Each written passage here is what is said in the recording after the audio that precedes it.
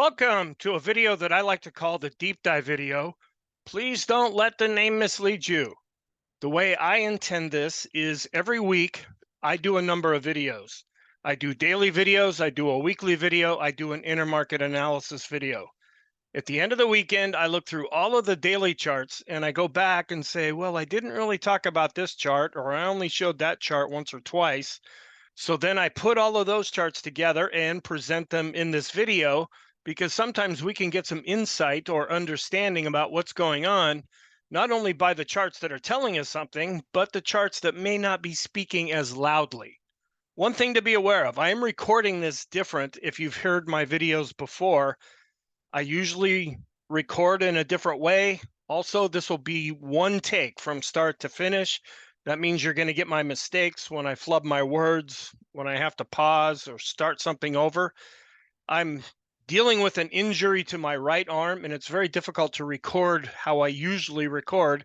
So I have to break out Zoom and record it in a way that I can't really do much with the sound.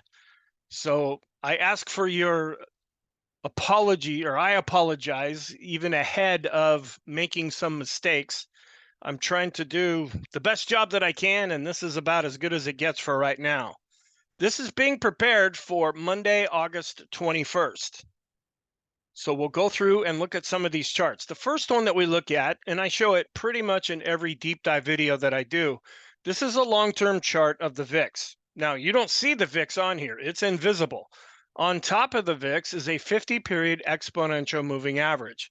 Because we usually use static numbers between 12, 12 and a half to the downside, 20 or so to the upside. But you can see by the way this moving average goes all over the place, the VIX doesn't always stay within this range. Sometimes it'll jump up and we'll go from maybe 20 on the downside to 40 on the upside.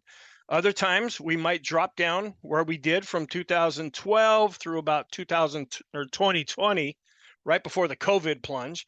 And now if you look way over on the right-hand side, we're starting to drop below 20 again, wondering if this is going to establish a new range for the VIX. We just keep an eye on this because it's very long term, but it's still something good to know. Also, and I have been showing this on and off in the daily videos, I take a ratio between the VIX on a day end basis or end of day basis, and then a 3-month average of the VIX, and I make that into a ratio.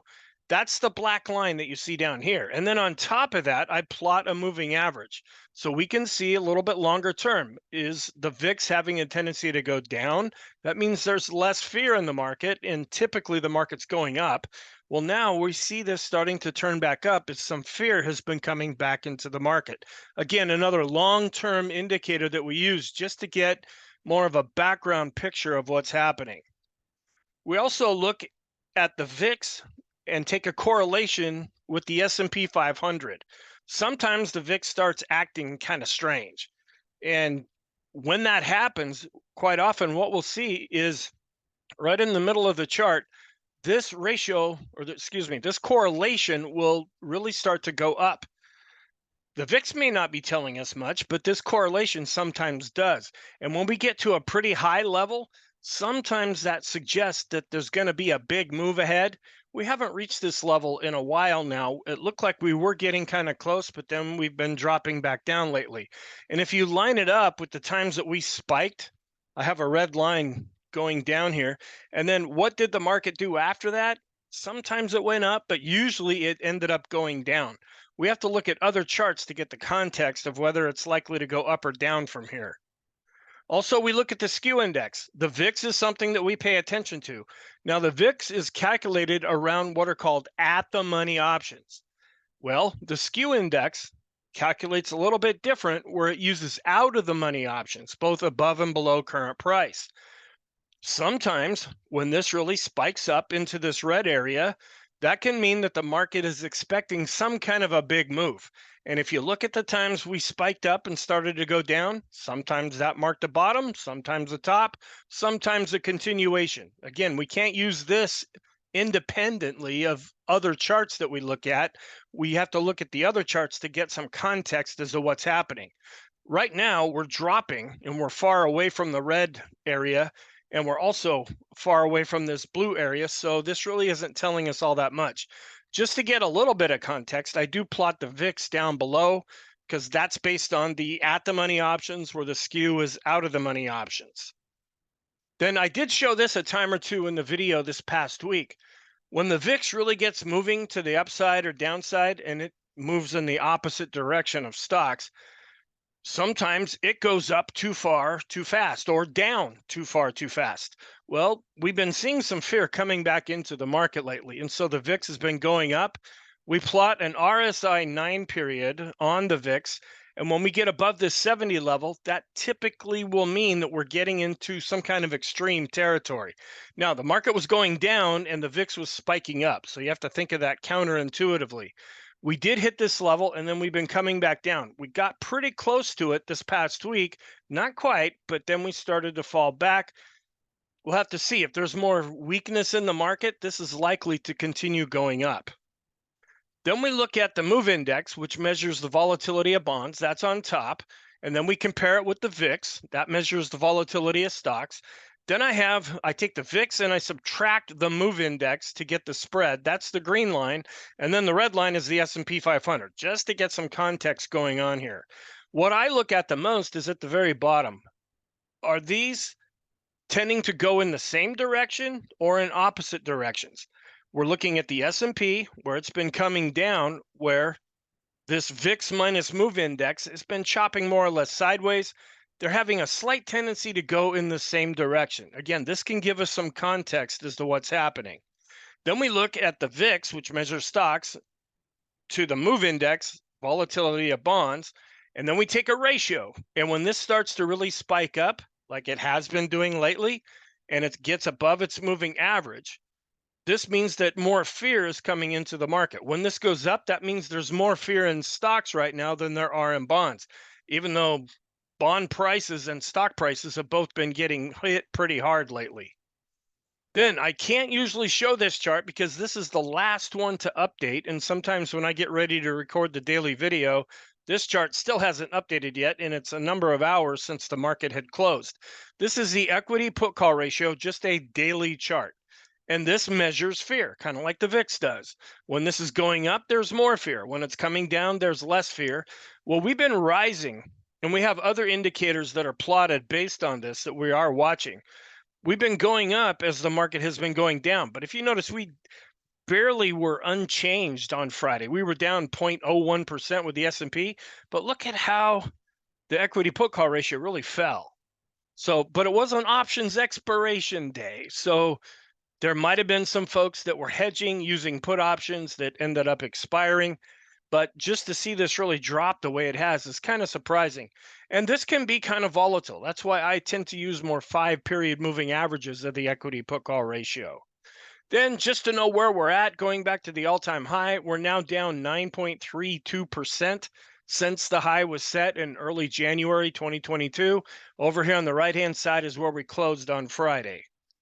Now, I'm doing this a little bit different too. These are called technical alerts, and they're put out by stockcharts.com. This is freely available. You don't have to be a member to go to this. And this is when something happens in the market. If it's red, it's negative. If it's blue, then it's positive. And I usually just show the alerts for Friday. Well, I was looking at this list and there were only 3. So I thought, why not show the whole week? So this is going from Monday through Friday and all the different technical alerts that were given.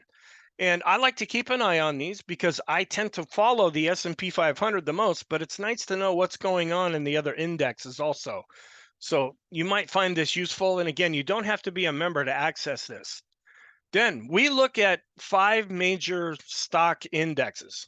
The S&P, that's the one that everything that I do is built around. We look at the Dow. We look at the NASDAQ 100, which are the 100 biggest stocks in the NASDAQ. We look at the mid caps and we look at the small caps. Stockcharts.com also has this technical score that they can give it, 0 being low, 100 being high. The higher the score, the better looking the chart.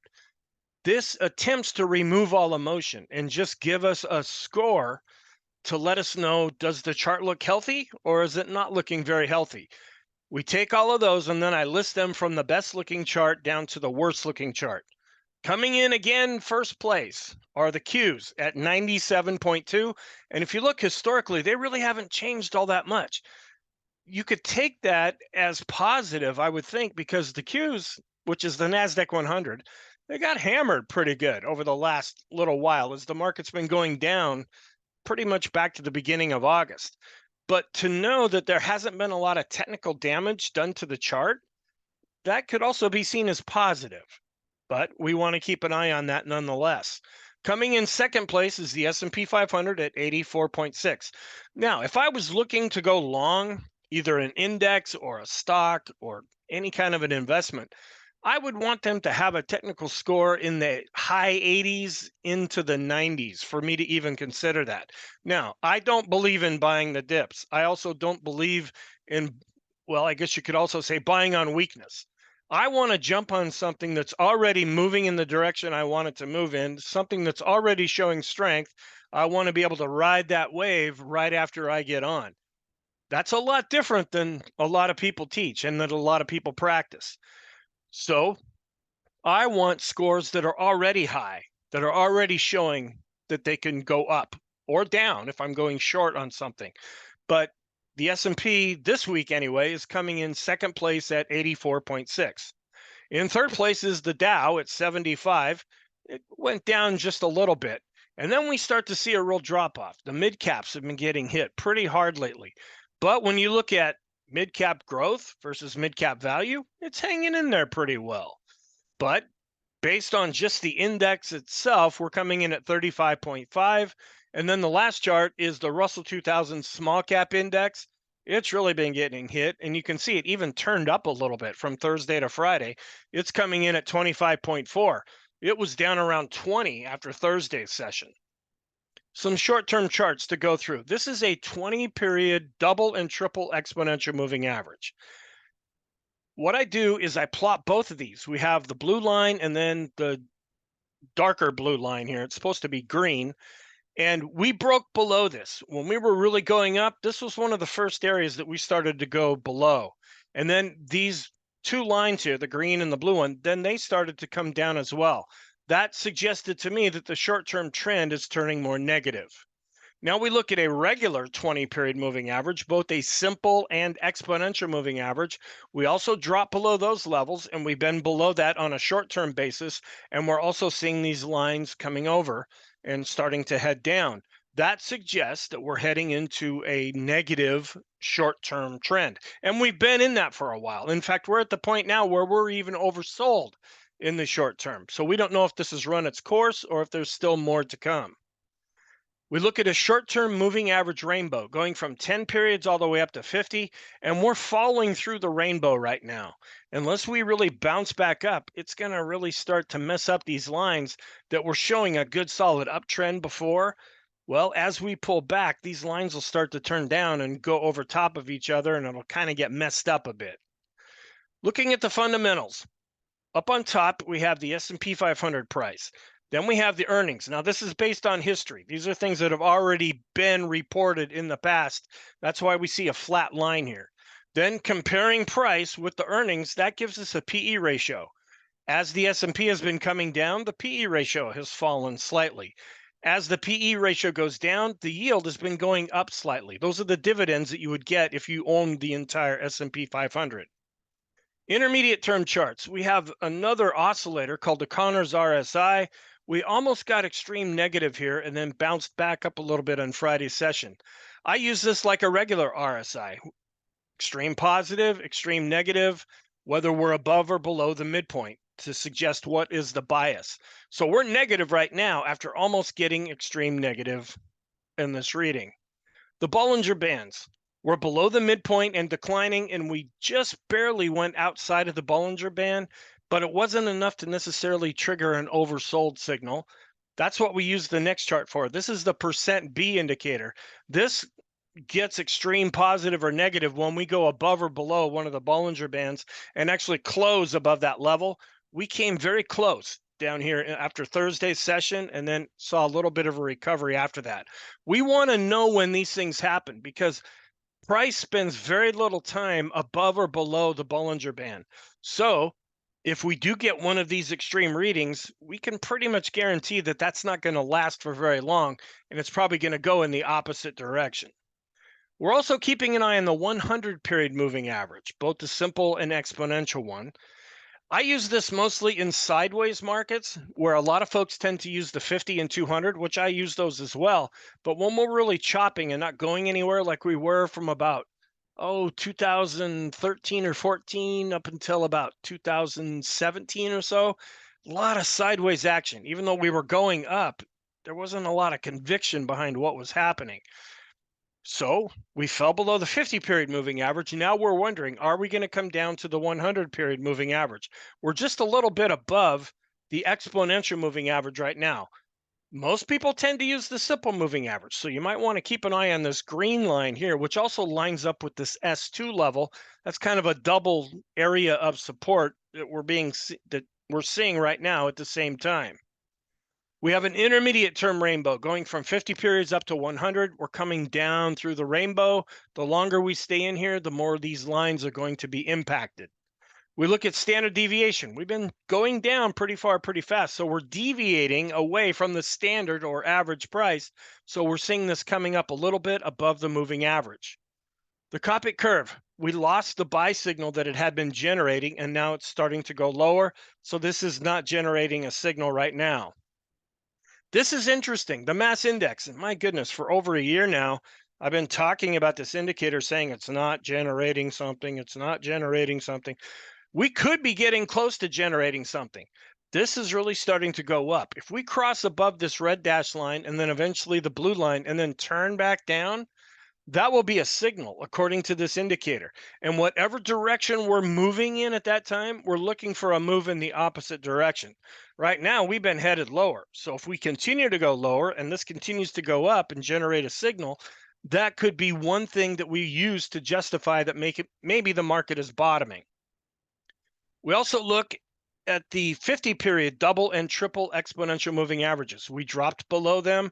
And what's a little more negative is we're seeing the red line dropping below the blue line as prices continue to fall. The Sean trend meter, we had been extreme positive there for a while. Now we're starting to drop off and we're more neutral. The Pring bottom fisher, it generated a signal until about a week ago. Well, it crossed back below the red line and it's no longer generating a buy signal. We look at an anchored moving average going back to the all-time high. Even though we've been declining, we're still well above this level. Also, we're still well above the 200-day simple moving average, even though we have been falling back since the first part of August. This is another chart that I refer to pretty much in every video each day, but I don't show it because over here on the right-hand side, this is where price is at, and it's the red line that I'm talking about. And even though we've been declining, we're still far away from this line. How this chart was developed is we took the low in June of 2022, the next low that was in October 2022, drew a trend line between them. And then a parallel line was drawn going back to the all-time high. That's the red line that we see. As we were moving higher, going into the latter part of May and into June, we were bumping up against this. And there was a lot of speculation that this might provide overhead resistance and we may turn and go back down. Well, we bumped up here a few times, but then we ended up breaking through and then moving higher. So now what once was resistance, if we come down this far, this may end up acting as support, but we're still far away from it, so I haven't been showing the chart. We also keep an eye on the S&P 100 and compared to the S&P 500. Earlier in the spring, about April, we were going pretty much sideways with the S&P, where the S&P 100, the big stocks, they were starting to outperform. We were seeing a divergence here.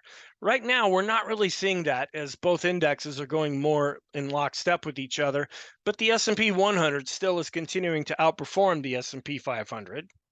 Some long-term charts. We have a long-term rainbow going from 50 periods up to 250 periods. We're coming down into the 50 and we're down to the 75 moving average now. The longer we stay in here, the more damage will be done to the rainbow itself. We have a long-term moving average study. I have a 50 period moving average study up here, but that's really just for reference. What I'm really looking at is the 150, where we're still above this midpoint here. That's slightly positive. and we're turning back up above the midpoint with the 200-day simple moving average. So even though we've seen these coming down, they're still hanging on to a longer term positive backdrop. This is another chart that I usually show a shorter version of in each daily video. I show from the 2018 high up to the 2020 high, and then draw the trend line going up here because we're hitting this trend line and starting to come back down. If you were to extend this trend line all the way back, it would go to the 1987 crash. And then the next low that we set would be after the dot-com bust. And then we just take that trend line and then extend it forward. When we had the great financial crisis, we knew we were in real trouble when we started to break below this line. And we spent many years below this line. We tried to come back up to it. In 2018, that acted as resistance. We came back down, we bumped up, and then right before the COVID plunge, we came right up to this level again, and then boom, that's when everything just tanked. We saw a V bounce out of that, and we were eventually able to break above it. We broke down below it again during 2022 while we were having difficulties in the market, and now we're coming back up to this level again. So I'm looking at a shorter version of this chart every day and then talking about it as things are being developed. Then we also look at the S&P 500, a weekly chart, and we compare it with the DAX, also a weekly chart. Sometimes there's a strong correlation between the two, but right now the correlation is actually not very strong and they're not really helping each other. Then we look at the 10-year yield for the US bonds and we subtract the German 10-year yield. That gives us this line that we see plotted up here. What's kind of interesting about this is down below in the next area, this is the US dollar index. And you can see that there's some pretty strong correlation between the movement between these two charts. That's what I do down below. When there really is a strong correlation between the two, we'll be up in this blue area. When they're going in opposite directions, we'll be in this red area. Right now, we're just about in the middle as everybody's trying to figure out what they want to do. So this chart really isn't helping us right now. Some support and resistance areas. This is a quadrant where I went from the COVID low to the all-time high. That breaks these up into 25% chunks. Took us quite a bit to get above this 75% level. We finally broke above it. We are coming down. We're still kind of far away from it right now, but if we continue to fall, we'll be watching to see if this ends up providing support. We're also watching the shorter term fib charts because we're coming down to some support levels. We may have already hit it on the NASDAQ and NASDAQ 100. We're still kind of far away from these fib levels right here at 42.14. So I haven't been showing this chart, but if we continue to fall, you'll be seeing this chart in the daily videos. Some broad market measures. This is the Vixen, where the VIX measures volatility for the S&P. The Vixen measures the volatility of the NASDAQ 100. There's a lot of crazy data up in here, so the bar chart really isn't all that helpful. When I do look at this, I look at the line chart, and it is showing how fear is starting to turn back up. The microcap index. These are really small companies where they set a 52-week low about late winter, early spring or so. And we've been bouncing up since that time.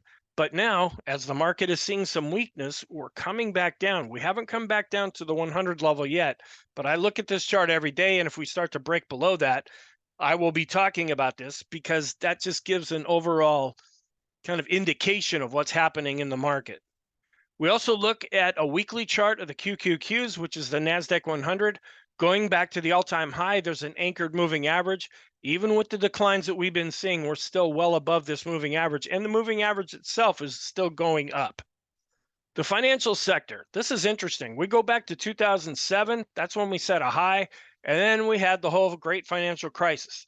Took us a long time to get back up to this level, and we did it right before the COVID plunge. Isn't that interesting?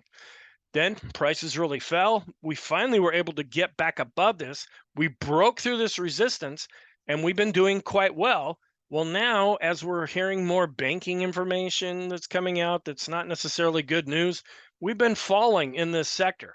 But right now, what once was resistance now becomes support. And so far, this support level has been holding. Even though we're declining right now, we're still well above this level, but we'll be keeping an eye on it. We also look at the S&P 500 on the top, and then we have a ratio between the Qs, the NASDAQ 100, and the diamonds, which is the Dow. What I look at the most is the correlation, just showing that the S&P and this ratio are having a tendency to go in the same overall direction. So this is really more informational. Some rate of change charts going back 250 periods. I have, I don't know, probably 10 or 12 different rate of change charts to show all of those. Really, I only bring those up when they're telling us something, but I do like to show this. This is longer term, where we are seeing some weakness on this chart. And then this is also 250 periods, but going back to 1980, also showing some weakness, but we're still above this zero line. Keeping an eye on bonds. We have the S&P 500 on the top, and then in blue is the long-term bond ETF. And we're seeing that for a long time, their long-term relationship was pretty strong. They tended to go in the same direction. But as we got into the later part of spring and early summer, we've seen that relationship really start to dwindle. Now it's showing a little bit of improvement here. Then we look at their shorter term relationship, where it is starting to go more or less in the same direction. But we want to see both of these cross above the zero line to show that stocks and bonds are moving in the same direction, because there are extended periods when they move in opposite directions from each other. And then down below, we measure the spread between the two. And even though it is declining, it's still quite wide. Here's the yield curves that we follow, and all of them remain inverted. We saw the 30 to the 5-year go back to being normal for just a couple of days, not this past week, but the week before. Now all of these have gone back to being inverted. Then we look at bonds and compare them with stocks, where bonds have been really underperforming, but we're seeing a bit of a bounce. Even though bonds have been getting hit hard, stocks have been getting hard. Okay, let me try that again. Even though bonds have been getting hit hard, stocks have been getting hit even harder.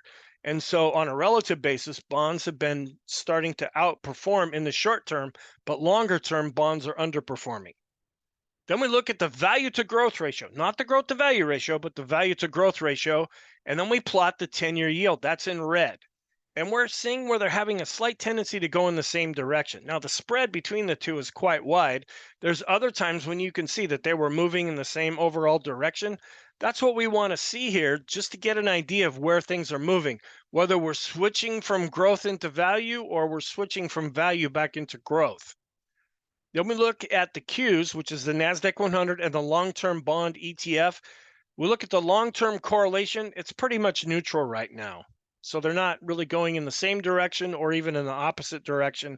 And then I also measure the spread between the two just to get an idea where we're at. Then we look at the equal weight S&P 500 index, and then we take the MOVE index, which measures the volatility of bonds, and then we flip it upside down to make it inverted. They're having a slight tendency to go in the same direction when they're inverted. This is a newer chart. This is a newer chart to me, so I'm still kind of getting the hang of this as we work out the different relationships. Then I also have a number of things called possible positive scenarios, especially when we're at a bottom, when we've been going down something fierce, and we see a lot of things starting to line up together with each other to suggest that we're at a bottom. Well, I cover most of those every day in the daily videos, but there's a couple that I don't really talk about all that much because they're not telling us all that much. The first thing is we look at the percent of stocks in the S&P that are above their 200-day moving average. I use this more like an oscillator. When we get extreme positive or extreme negative, another way you can use this is when we go above or below 50. Right now, we've been falling with this overall indicator, but it's still just barely above 50. We use the same basic idea with the stocks above their 50-period moving average for the S&P. We're dropping below 50. So that suggests in the long term, we're still hanging in there. In the shorter term, we're turning more negative. Then we get confirmation from that by looking at the mid caps, also dropping below 50. We also look at the small caps, dropping below 50. Then the last chart is where we look at the 2-year yield. And sometimes when this spikes up and starts to go down, that will give short to intermediate term support to the S&P. For quite a while the market was going up, the 2-year yield was going up too. So their relationship really wasn't the opposite of what you would generally think. So it really wasn't helping us all that much. Now that we're seeing yields kind of remain the same with the 2-year, it really was unchanged for the last few days, even though longer term rates have been going up. but the S&P has been going down. So at some point, we're going to wonder, are we going to hit a spike here and come down? And will that give some support to the S&P 500? Thank you. I really hope you found this helpful. Thank you for putting up with my mistakes and my flubs and start overs. Please feel free to check out some of the other videos that I post. I hope you're having a great weekend, and I will talk to you in the next video.